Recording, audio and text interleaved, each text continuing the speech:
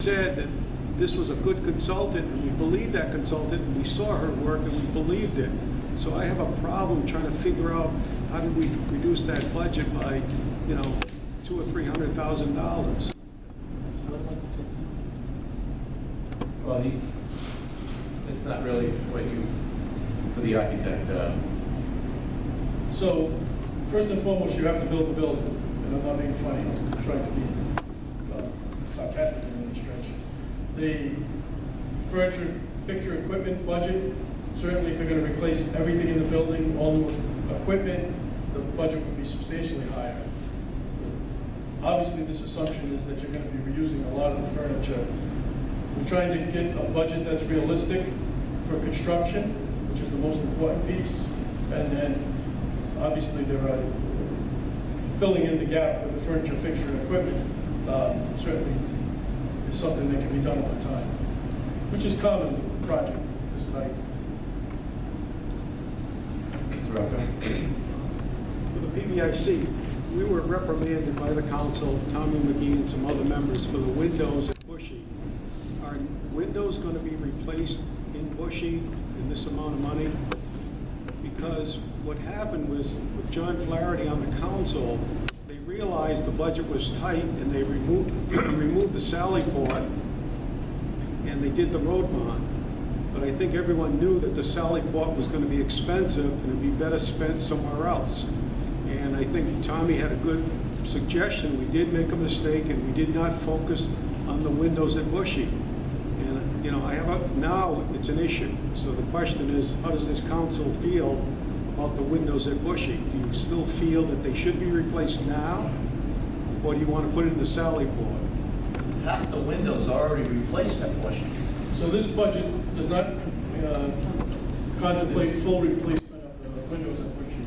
We're repairing the windows at Bushy, making them in working order.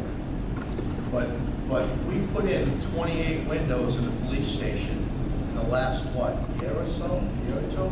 There are a bunch of relatively new windows. They cut out all the windows, and they got movable windows that have been done that I think we got a grant, or I don't know how that was paid, but a contractor went in, and I watched them cut the bars out of it, so we've got some good windows in there, you know? You said, but you know, of course we want good windows. Yeah. But again, you got a $6 million police station, and we're not saying we're building a $6 million police station. That's what they're saying. Do we want to spend, say, a number $3 million on Bushy School, and then find out we got to spend $6 million? I don't think so. What we want to do is get the police station so it's functionable, and get one building 100%. Sounds like a really good plan to me.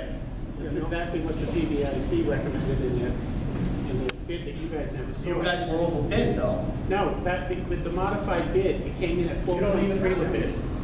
With the modified bid specs, it was projected based on the low bids that the cost of the modified plan would be 4.3. You have no bids to verify that this is going to end up as 4.5. So what I'm saying is, from the experience of already bidding it, they took the low cost of those line items, modified the specs to do exactly what this is doing, 100% build out at KD, and I think it was $1,400,000 is being spent on Bushy. So, but this council never saw that plan. You never.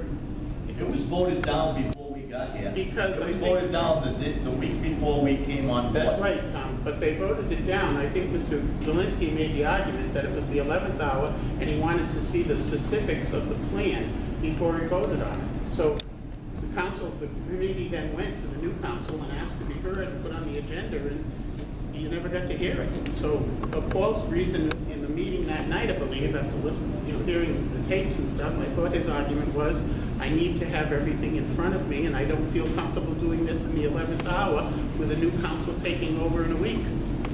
Mr. Clifford, we had a council member as well as what we call the clerk of the works come in during that last meeting, and I was not comfortable with it. But you asked for greater details, I right? did, and I would have deferred it to this council. But that never happened. Did not. So I guess to clarify my question to Tommy, and his response was, the PBIC and other committees had said, we'd rather spend the money somewhere else and not go to the Sally Port. It was probably more important to spend it on Bushy, to do what you have to do, in windows, which we didn't do, and the council reprimanded us to say, do the windows, and now I agree, yeah, do the windows, instead of the Sally Port. That was, we want to do KENDALL-DEAN 100%, that's not the issue. I think the issue is the Sally Port, which was removed from all discussions over the last 4 years, and now in the last 6 months it resurfaces. Because the Sally Port, it's not a Sally Port like you're thinking. We spoke about the Sally Port. I had a meeting with the architect, and we spoke about the Sally Port. And the Sally Port, what you're envisioning is like a garage. You drive in, the door closes behind you, you're inside the building. We can do a Sally Port like they do at the prison, okay, and like they do at the courthouse, some of the courthouses. It's a Sally Port where it's gated, okay, so it's picture like a chain link fence with barbed wire all on the top of it. Cruiser pulls in, gate closes behind it. Then they get out and they walk in. Also, a chain link fence on each side of the stairways into the building. It's covered. It's not a physical structure like a garage. It's just a chain link fence, secure area for them to get the prisoners out of the car. You can save hundreds of thousands of dollars that way. There's no need, well, there's not, in fact, there's not a need, but in an ideal world, it would be great to have a regular Sally Port, but in this case, this will do. So it's hard for me, maybe other members here, to figure out what's going on without more detail. I mean, we're trying to ask questions, we're trying to second guess, and it's not working out. I mean, maybe you have more information as part of being on that task force, but how about the rest of the council and how about the audience? I mean, how are we going to understand what's going on so that we can ask questions? I mean, I have no... What do you want to know? I mean, I'm second guessing what was presented in 20 minutes, trying to scribble notes to figure out what is going on. I mean, I have no printed documents in front of me. The PBIC generated a lot of printed documents so you could follow the changes. We didn't just receive documents at the end of the project. We had documents going along for every revision from the architect. So we had plenty of documents to share with the public, with the members, and with the council. The council was always giving updates as to what was going on. It's hard to figure out at the last minute, here's the final presentation of what's going on. Actually, from looking at some of the minutes, the council wasn't always apprised, and decisions were made without notifying the council. That's not your fault or anybody else that's on the PBIC, but that did take place. Do you have the full report this evening, and did you have this PowerPoint presentation before this evening, or did you get a packet with this a couple of days ago? I think that's in your bylaws, that you're not even supposed to discuss things at a meeting unless you've had the information provided in your packet. But I mean, I just don't know how anybody could make a decision without comparing the cost in the last bid that came in high to the cost that he's suggesting now for basically kind of the same scope of work. And I think it'd be a great benefit to look line by line in that budget to see if there's anything that jumps out at you as, oh, wait a minute, maybe this number is way too high, or maybe this number is way too low. You have the experience of having bids already submitted to look at. Okay, anybody else? I would suggest that you don't go backwards. That's ridiculous. That's absolutely ridiculous. You have a set of plans that meets the scope of work, that's what you need to go forward with. The previous plan did not meet the budget, that's why you're in the situation you're in. Don't go backwards, go forward. Well, this plan doesn't meet the budget either. It doesn't do exactly what the bond called for, neither one does. Because it couldn't be done. Because the original bond number of $5.2 million was given to us by Robbins and Green Morale.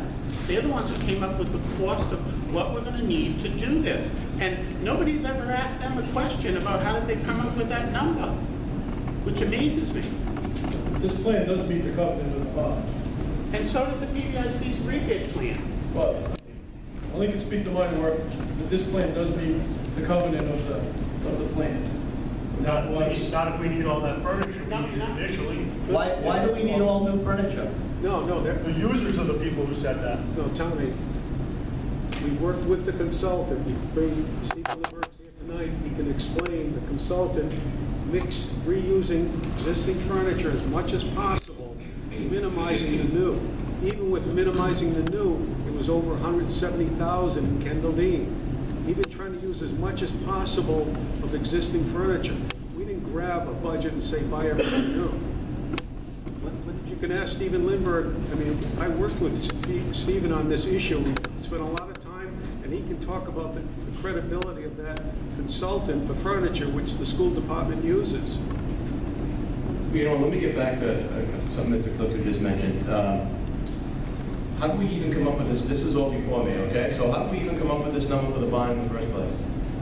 Robinson Green Beretta. I mean, for both buildings, to redo both buildings? Yes, Okay. Robinson Green Beretta was hired by the town to come up with a conceptual plan, just like this gentleman was done, and they came back with a recommendation saying $5.2 million is what you need for this project, and they delineated the costs line by line. And when we did the project, it came out way over. Does anybody even know what Robinson Green Beretta didn't account for in their budget? Because we do. Do you know anything? So the 12 million, so you took out $12 million, and you thought that'd be enough to do the, you thought the $12 million, wait a minute, you thought $12 million would be enough to do these 2 municipal buildings, redo the schools, and do all the roads, and then do all, how many roads did we supposed to get done, right? And as it turns out, you were way off on all your numbers on that bond. Don't say our numbers. Don't say our numbers. The bond is the root of all evil when it comes to all the projects that are going on in town right now. I agree. And Robinson Green Beretta was paid over $48,000, I believe it was, to come up with those numbers. And that firm is the one that came up with the cost numbers for this bond. Nobody picked this number out of the sky. That was a conceptual plan, just like you're getting tonight. That same presentation was done years ago by Robinson Green Beretta, and they said, this is what you need for the plan. And this is what you need to ask the voters to approve, $5.2 million. This studio major had nothing to do with that number. They didn't make that number up. Oh, I know. I don't blame studio major for that. The previous architect did. So what I'm saying is, we've gone this route once, where we vetted it on the architect's proposal, just like tonight, and found out that it was way off base. So why aren't we using the benefit of looking at what the last bids were to kind of make sure that his numbers are correct, or that the PBIC's numbers were correct? What is the harm in comparing the two bids? The PBIC's rebid actually came in at 4.3 and still had all the money left aside for the furniture and the technology. Nobody's mentioned the technology. Bids are no good after a year anyway. No, but you can use it as a basis to compare. Are you moving forward? Yeah, we're trying to move forward. And But if you've got bad numbers, Tom. the council that you guys had rejected your project. So we have a new group that had all your scope in it. They looked at both, and we kept close with them. And that's what they came up with, and we feel good about our group. You know? So why your council didn't have faith in this, and they voted 3-2. It wasn't my council. Well, I don't know. It was a 3-2 vote, but it was because it was presented at the 11th hour, because the bids had just come back in October. They went to the council in November and said, look, this is what happened. Can we rebid it with this scope of work modified? These are the numbers that we think it's going to happen. And I think Paul acknowledged they deferred because they didn't feel under gun to do it, and they wanted the specifics in front of them when they took the action. If I may, I can go back, but my concern was the roof on the building, generator for KENDALL-DEAN. These were things that we didn't. Well, I heard the roof at KENDALL-DEAN mentioned by Mr. Beauregard at a meeting, that it was not in the bid, the base bid, it was in, and it was offered as an ad alternate. That was offered as an ad alternate because the architect had determined, based on the building reports that they had reviewed, that roof still had a good, useful life to it of a number of years. So they put it on as an ad alternate at KENDALL-DEAN to say, if you can get the roof done at the same time that you're doing this whole scope of work at a reasonable price, maybe you want to re-roof it before it really needs it. But if you need the money for other things, because those other costs had been left out of the bond proposal, then maybe you defer the roof until it actually needs to be replaced and use the money to make up for some of those areas that weren't budgeted accurately, but Robinson Green Beretta's numbers. or things that had to be addressed? The plans, if I recall, forgive me, I didn't refresh my memory on them, but it called for a glass tower in the front of the building. We did away with that at Bushy School, yes or no? Wasn't it calling to do that type of modification? Bushy School? Yeah, It was in the design. it was in the It was design. in the design, it was in the bid. Yeah, and if I remember testimony, because I actually had to go back, that's what I was looking up, that adequate and somewhat satisfied the intent was how it was delivered, the last meeting of the previous council. Well, this does the same thing, Paul. Mike, You're spending Mike, $1 no, million. the whole design changed, we had to start finding money somewhere, and that's when I really wanted to defer to this incoming council. So, in essence, look, I don't want to get into an argument about this. You're making very solid points. I have no problem with opening this up to a public, and so we can find, you know what, this is dragged on for far too long. And if we can come to, that's just me, I'm 1 of 5. If we can have this meeting and we can compare, we can juxtapose the two plans. This has done a tremendous amount of work, I don't want to go backwards. I want to reassure you that. There's no reason for a public hearing on this. This is crazy. Why? You've got a decision, you've got a schematic plan with a scope of work that you can get it done for. You weren't going down that same road previously. The architect's plans do not even meet code. The first set of plans you have don't even meet code. Why wouldn't you use them? Enough said. If they don't meet code. Hold on. Hold on, time out. I'm gonna run this. It's my meeting. Mr. Vadney, do you wanna say something? Yeah, they talk about issues with the budget and RGB and everything. Now, this comes right from the PBIC's minutes, okay? RGB said before the bond was approved that they needed $17 million, but the bond was cut to $12 million. That's right out of the PBIC's minutes.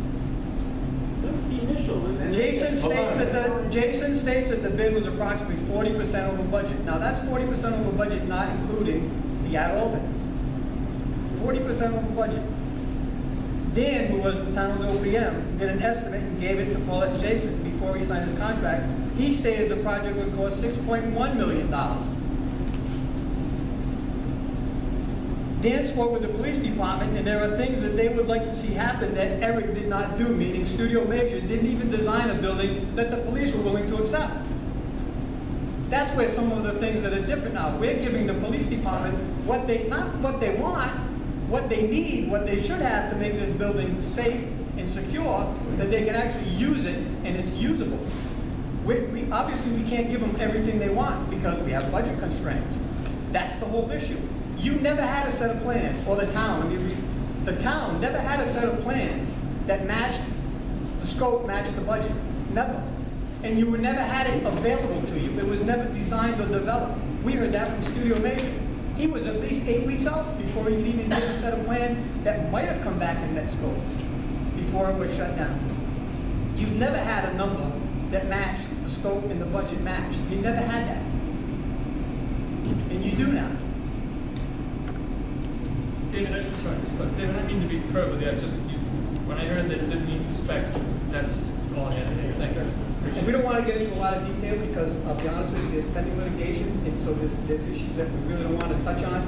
That's why we have executive session after this, so we can talk with you guys and fill you in a little bit.